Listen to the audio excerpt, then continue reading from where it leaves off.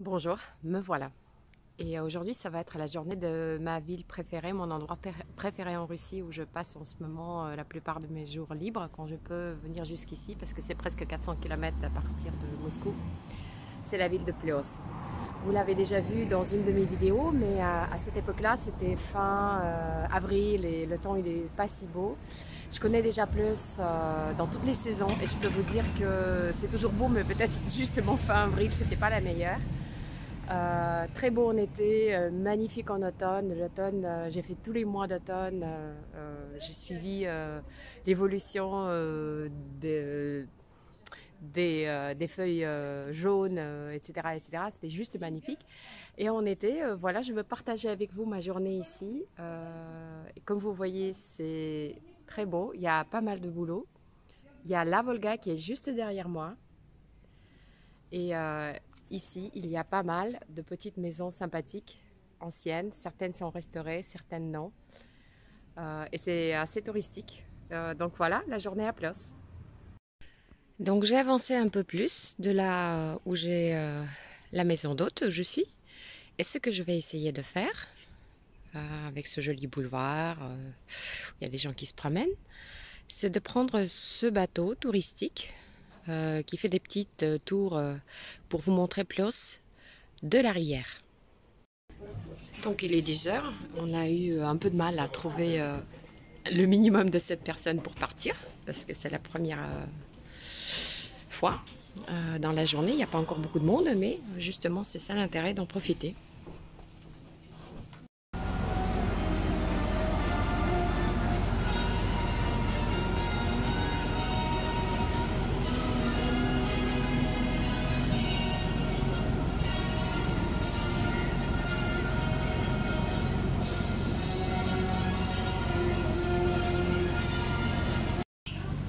Река берет на Валдайской возвышенности. Она появилась благодаря ключу, расположенному в поселке Гоголевского терева, в котором находится ресторан. С горы открывается красивый вид на противоположный берег. За Мега горой следует отель «Фортеция Русь».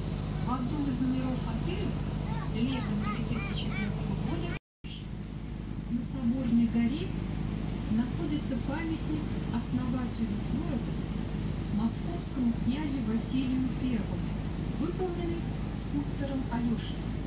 Открытие памятника состоялось в 1910 году и сопровождалось большим городским праздником. Уже давно не стоят на Соборной горе крепостные стены. Их растрескали и засеяли. Все остальное — сосна. Живая картина Левитана над вечным покоем восстановлена. Варваринская церковь, расположенная в Заречье, названа в честь святой Варвары Великомученицы.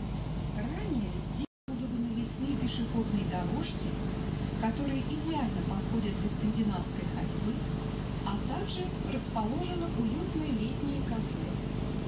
Мы подходим к так называемой Красной стене. Красная стена – самая известная романтическая руина Пloiești, издали похожая.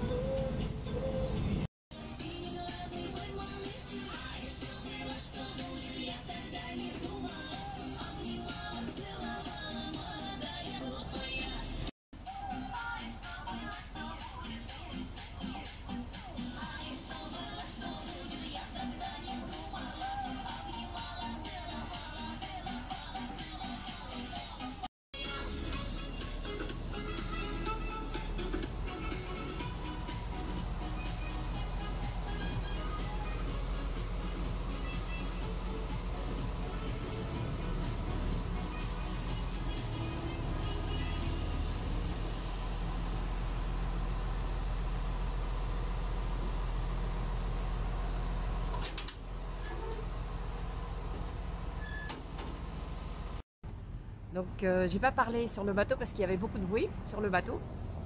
Et parce que sur le bateau, bon, je je voulais profiter pour vous montrer les paysages.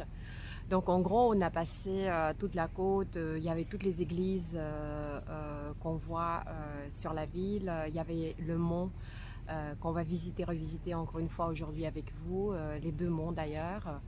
Et donc on les a vus de l'extérieur et on a vu aussi une résidence assez ancienne qui se trouve à côté de Pleos et qui est en train d'être restaurée. Et après je vous ai filmé un peu les gens qui étaient avec moi sur le bateau. On n'était pas très nombreux, donc j'ai pas osé en même temps filmer tout le monde. Mais quand même vous avez une idée, c'était encore une fois le tout premier bateau de la matinée, donc il n'y avait pas beaucoup de monde et j'en ai bien profité. Donc on continue. Donc voilà, j'étais ici sur les bateaux. Ça, c'est la partie commerciale qui commence avec ce café qui est spécialisé dans la production des pirochki, des cornes ougli, avec du poisson fumé issu de la Volga.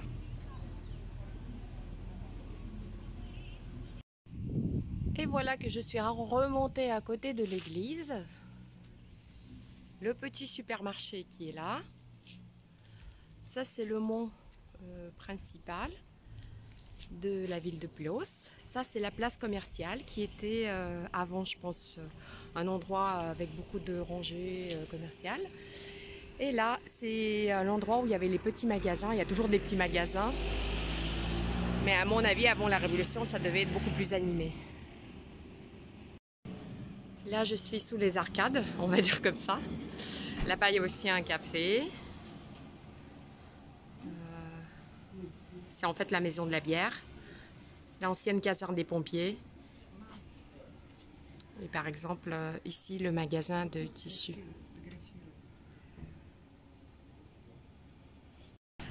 La petite partie commerciale actuelle, avec des souvenirs comme un peu dans toutes les villes pour les touristes. On va voir un peu ce qu'il y a.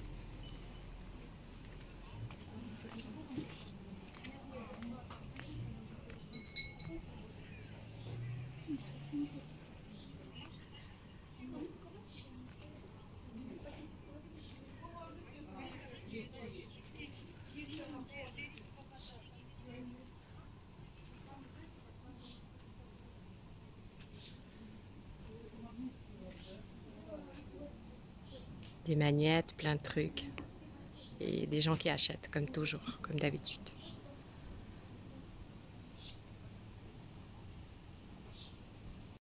Et Pleos est spécialisé en vente de poissons fumés. Donc je vais aller acheter un poisson fumé pour manger.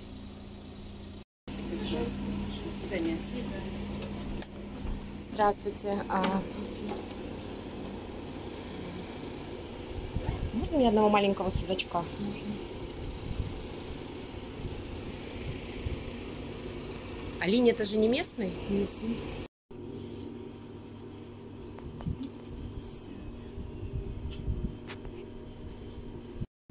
On est sur une des extrémités de Pleos et peut-être que vous avez remarqué ça du bateau.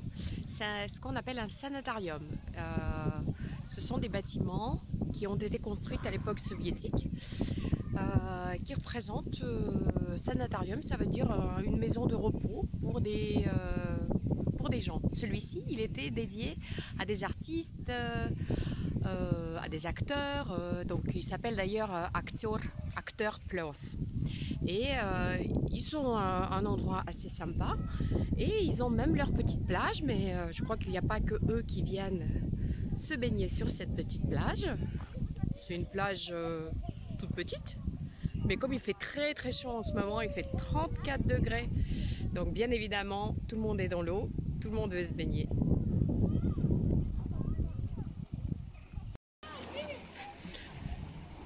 Bon, l'eau elle n'est pas super propre, elle n'est pas transparente parce que c'est pas de l'eau de mer, mais il n'y a rien de grave, c'est juste la couleur de l'eau, une feuille qui flotte. Sinon les enfants se baignent, ça se passe très bien. Je touche l'eau avec le pied, elle est très très bonne, très très bonne. Cet endroit-là, l'endroit où j'ai commencé la vidéo sur Pleos, c'est une allée avec des bouleaux que j'adore. Elle est absolument magnifique à toutes les saisons de l'année. Et c'est un endroit apaisant. On voit les bateaux garés ici. C'est juste un endroit magnifique.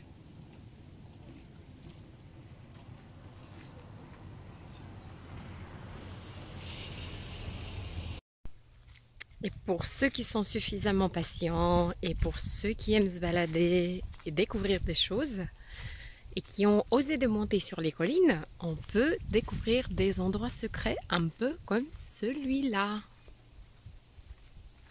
Je vais vous montrer ce que ça va donner. Il y a des connaisseurs qui ont bien découvert cet endroit. Ils viennent faire des barbecues ici, je pense. Ça doit être le soir. Parce que ici, il n'y a personne.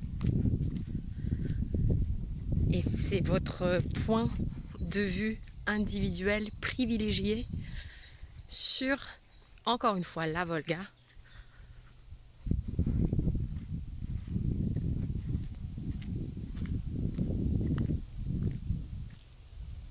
Et vous pouvez regarder passer des bateaux quand ils passent.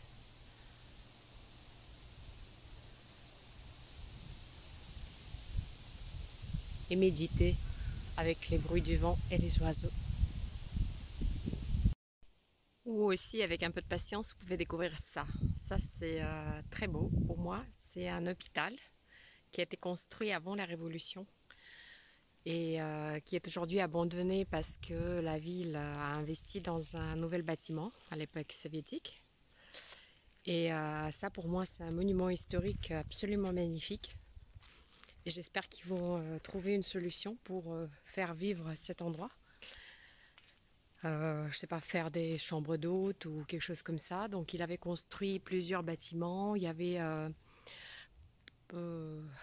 l'endroit pour habitation des médecins. Et même comme ça a son charme absolument fou. Mais pour vraiment bien connaître cet endroit, il faut pas s'arrêter sur le quai et sur les endroits que tout le monde connaît. Il faut aller dans la profondeur et vous allez pouvoir découvrir des magnifiques endroits comme celui-ci. Une rue. Et en fait, c'est pas un étang, c'est une rivière qui rentre dans la Volga après. Et se calme. Et ses oiseaux. Je me trouve en face de l'église qui sonnait les cloches à la fin de la vidéo, la dernière fois que je vous ai montré Pleuros, fin avril. Et je vais quand même traverser cette petite forêt de bouleaux pour vous montrer en été les plus beaux points de vue de Pleuros. Personnellement, je trouve que ça, c'est un paysage typiquement russe. Les bouleaux sont des arbres qui sont considérés comme quelque chose qui symbolise ce pays, même s'il y en a dans d'autres pays. Je sais qu'il y en a pas mal au Canada, mais un bouleau, c'est un arbre qui aime boire de l'eau. Donc il a besoin d'eau. Dans des pays beaucoup trop chauds, ça pousse pas suffisamment bien. Donc c'est une des raisons, je pense, pourquoi on en a autant. Donc je suis arrivée par ici. Et nous voilà sur cette magnifique vue sur la Volga. Et là, miracle, il n'y a même pas un bateau qui passe.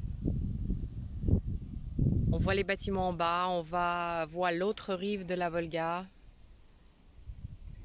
Et après, je vais vous montrer aussi ce qu'il y a de l'autre côté où vous apercevez cette petite maisonnette. Donc, je filmais de là-bas, au bout. J'ai avancé. Et je commence à vous montrer ce qu'il y a de l'autre côté. C'est la deuxième partie de Pleuros, qui avant la Révolution a été considérée comme un village à part. Mais maintenant, ça fait partie de Pleuros. La petite maisonnette. Et encore des bouleaux. Cet endroit est magique.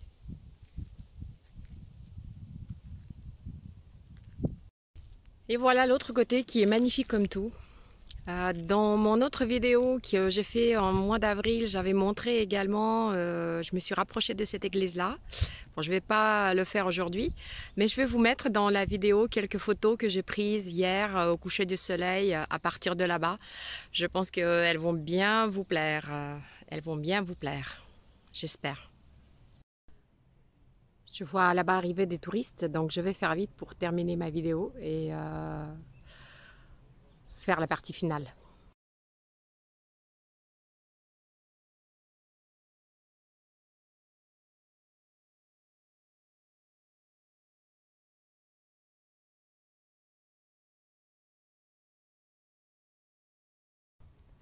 Donc voilà, ça va être la fin de cette vidéo sur Plios, la ville que j'aime tellement. C'est un endroit où je me ressource. En Russie, je pense que c'est l'endroit où je me ressource le plus. Ça ne veut pas dire qu'il n'y a pas d'autres endroits sur cette terre qui m'aident avec ça. Par exemple, j'adore le Luberon en France, j'adore la Bretagne. C'est aussi des endroits magiques, très différents mais vraiment magiques. Donc je voulais partager ça avec vous et dites-moi s'il vous plaît quels sont vos endroits pour vous ressourcer. Peut-être que j'irai un jour là-bas, que je pourrai découvrir ces endroits pour moi et qu'on pourra échanger là-dessus. Je vous souhaite beaucoup de bonnes choses, beaucoup de bonnes réalisations et voilà, à la prochaine fois, je continue mes voyages et mes découvertes. Je vous les montre quand même, ils sont vraiment sympas.